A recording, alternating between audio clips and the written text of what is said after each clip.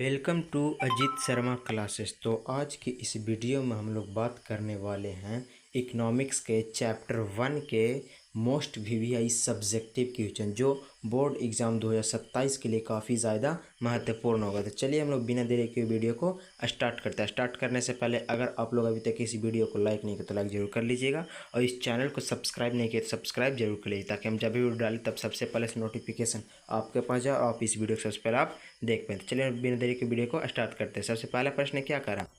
सबसे पहला प्रश्न कह रहा है कि अर्थव्यवस्था की संरचना से आप क्या समझते हैं, इसे कितने भागों में बांटा गया। यह कब कब पूछा? तो 2015 और 2021। यह 2027 बोर्ड एग्जाम के लिए भी काफ़ी ज़्यादा महत्वपूर्ण है। चलिए इसका उत्तर देखते हैं। इसका उत्तर क्या हो जाएगा? तो अर्थव्यवस्था की संरचना का मतलब है कि विभिन्न उत्पादन क्षेत्रों में इसके विभाजन से, विभिन्न उत्पादन क्षेत्रों में इसके किस क्या चीज़ है? तो विभाजन से। अगला देखते हैं आगे क्या बोल रहा है। आगे कह रहा है कि आर्थिक क्रिया के आधार पर अर्थव्यवस्था के 3 भागों में बांटा गया। तो आर्थिक क्रिया के आधार पर अर्थव्यवस्था कितने भागों में बांटा गया?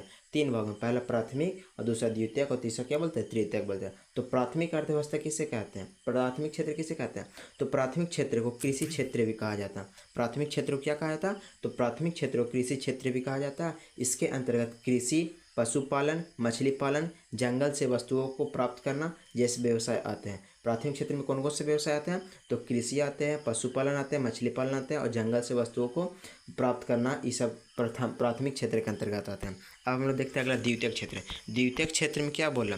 तो द्वितीयक क्षेत्र में होता है, तो द्वितीयक क्षेत्र को औद्योगिक क्षेत्र कहा जाता है। द्वितीयक क्षेत्र को क्या कहा जाता है? औद्योगिक क्षेत्र कहा जाता है। इसके अंतर्गत खनिज, व्यवसाय, निर्माण कार्य, जनोपयोगी सेवाएं इत्यादि आते हैं। द्वितीयक क्षेत्र में कौन कौन से सेवाएं आते हैं?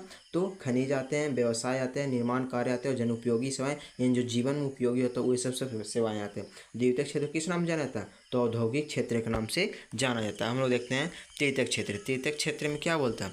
तृतीयक क्षेत्र कहता है, सॉरी सेकंड क्षेत्र का यहाँ पर उदाहरण कुछ दिया हुआ। तृतीयक क्षेत्र, तो तृतीयक क्षेत्र को सेवा क्षेत्र कहते हैं। तृतीयक क्षेत्र क्या कहते हैं? सेवा क्षेत्र कहा जाता है। इसके अंतर्गत बैंक, बीमा, परिवहन, संचार एवं व्यापार आदि क्रियाएं सम्मिलित होते हैं। तृतीयक क्षेत्र में कौन कौन से सम्मिलित होते हैं? तो बीमा होते हैं, बैंक होते हैं, परिवहन, संचार, व्यापार आदि सब क्रियाएं सम्मिलित होते हैं।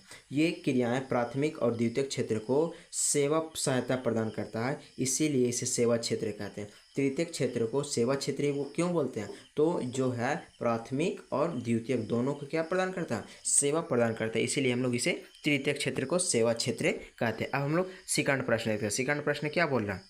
सेकंड प्रश्न बोला कि अर्थव्यवस्था के प्रकार कितने होते हैं उसके बारे में पूरा लिखने के लिए बोला। तो इसको किस में लिखना था? आज विश्व में निम्न 3 प्रकार की अर्थव्यवस्था पाए जाते हैं। कितने प्रकार की अर्थव्यवस्था पाए जाते हैं? 3 प्रकार के। पहला पूंजीवादी अर्थव्यवस्था, दूसरा समाजवादी अर्थव्यवस्था, तीसरा मिश्रित अर्थव्यवस्था। पूरे आज विश्व में कितने प्रकार की अर्थव्यवस्था पाए जाते हैं? 3 प्रकार के, पूंजीवादी, समाजवादी और मिश्रित। ये तीनों की परिभाषाएं हम लोग देखते हैं। तो सबसे पहले पूंजीवादी अर्थव्यवस्था किसे कहते हैं?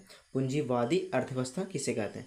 तो जहां उत्पादन के साधनों का स्वामित्व, मालिकाना हक निजी व्यक्तियों के पास होता है। जहां उत्पादन के साधनों का स्वामित्व किसके पास होता है? तो स्वामित्व, मालिकाना हक निजी व्यक्ति के पास होता है। किसके पास होता है? निजी व्यक्ति के पास होता है। उसी को हम लोग क्या बोलते हैं? पूंजीवादी अर्थव्यवस्था कहते हैं। क्या कहते हैं? पूंजीवादी अर्थव्यवस्था। तो पूंजीवादी अर्थव्यवस्था में मालिकाना हक किसके पास होता है? निजी व्यक्ति के पास होता है। जैसे में इसमें हो जाएगा अमेरिका, अमेरिका का चाहिए तो पूंजीवादी अर्थव्यवस्था। जापान, जापान ये पूंजीवादी अर्थव्यवस्था। ऑस्ट्रेलिया, ऑस्ट्रेलिया भी क्या? पूंजीवादी अर्थव्यवस्था। और आदि इसका उपयोग निजी लाभ के लिए किया था। ये सब सारे देश हैं जो अपने आदि उपयोग निजी लाभ के लिए करते हैं। हम देखते हैं सेकंड, समाजवादी अर्थव्यवस्था। समाजवादी अर्थव्यवस्था क्या बोलता है? तो समाजवादी अर्थव्यवस्था कहता है कि जहां उत्पादन के साधनों का स्वामित्व एवं संचालन देश की सरकार के पास होता है। समाजवादी अर्थव्यवस्था में क्या होता है? तो जहां संचालन और स्वामित्व किसके पास होता है? तो देश के सरकार के पास होता है। किसके पास होता है? देश के सरकार के पास होता है। उसे समाजवादी अर्थव्यवस्था कहते हैं। जैसे में कौन कौन सा आ जाएगा? चीन हो जाएगा, क्यूबा हो जाएगा, ये सब सभी देश हैं जो वहाँ पे कैसी अर्थव्यवस्था पाया जाता है? समाजवादी अर्थव्यवस्था पाया जाता है। देश समाजवादी अर्थव्यवस्था, इसका उपयोग किस लिए किया जाता है? समाजवादी अर्थव्यवस्था का उपयोग किस लिए किया जाता है? तो समाज कल्याण के लिए किया जाता है। किस लिए किया जाता है? समाज कल्याण के लिए। अब हम लोग तीसरा देखते हैं, मिश्रित अर्थव्यवस्था। मिश्रित अर्थव्यवस्था में क्या बोलता है? तो मिश्रित अर्थव्यवस्था किसे कहते हैं? तो मिश्रित अर्थव्यवस्था पूंजीवादी और समाजवादी अर्थव्यवस्था दोनों का क्या होता है? मिश्रण होता है। मिश्रित अर्थव्यवस्था में क्या होता है? तो पूंजीवादी और समाजवादी दोनों का मिश्रण होता है, इसीलिए हम लोग इसको क्या कहते हैं? मिश्रित अर्थव्यवस्था कहते हैं। इसका कुछ हम लोग उदाहरण देखते हैं।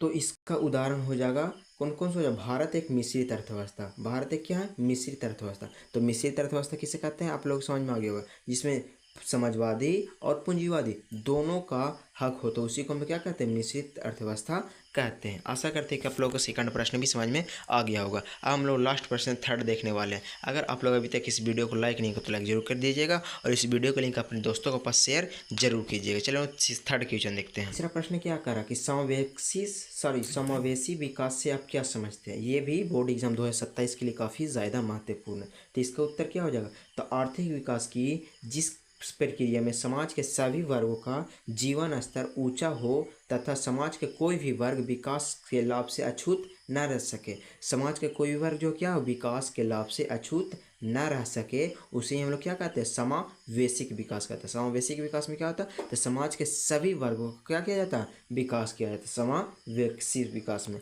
आशा करते हैं कि आप लोगों को तीनों प्रश्न समझ में आ गया होगा। मिलते हैं अगले वीडियो में, तब तक के लिए जय हिंद, धन्यवाद।